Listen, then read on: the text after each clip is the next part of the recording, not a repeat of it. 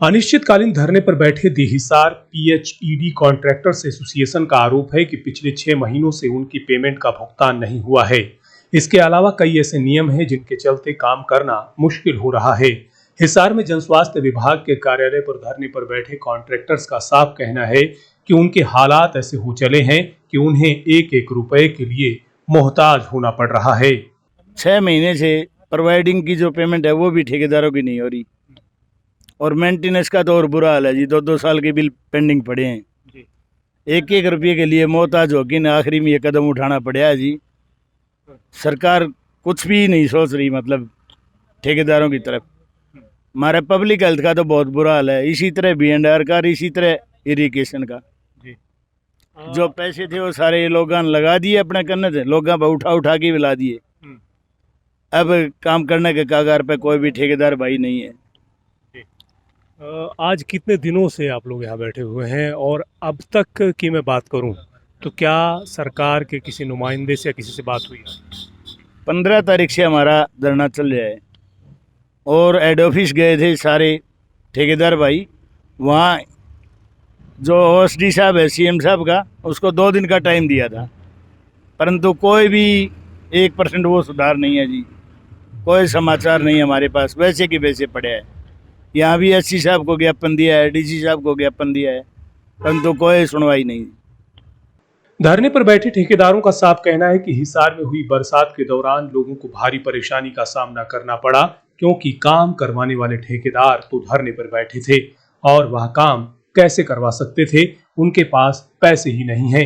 पीछे की पेमेंट बकाया है, जिसे लेकर विभाग के अधिकारी केवल मात्र आश्वासन दे रहे हैं, लेकिन सरकार सुन ही नहीं रही।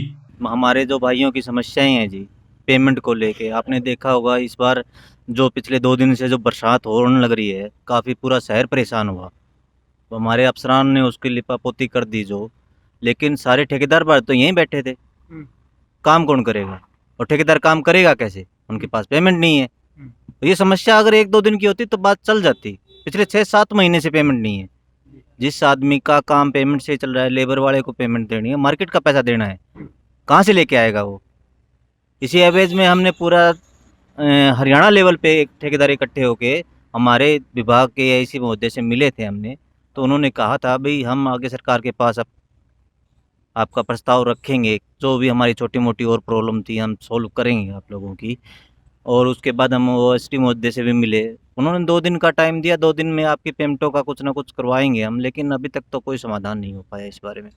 हिसार की यदि बात करें, अमूमन कितना पेमेंट होगा लगभग सभी? हिसार की पेमेंट आप मान के चलोगे तो लगभग 20 करोड़ के लगभग पेमेंट है। मेंटेनेंस के लगभग 20 करोड़ रुपए थोड़े नहीं होते। हाँ, और वो ठेकेदार जो हिसार की नब्ज है, जो आपका हर छोटे से काज, वो ढक्कन हो, चाहे कोई सिवर लाइन बैठ गई हो, कहीं पानी ओवरफ्लो हो, हर काम में रात दिन मेहनत कर रहे हैं, और उनकी मेहनत का फल उनको नहीं मिलेगा तो क्या करेगा ठेकेदार? हमको आना पड़ा यहाँ। अभी क्या लगता है आपको? अभी तक तो देखो जी धरना ही चल रहा है।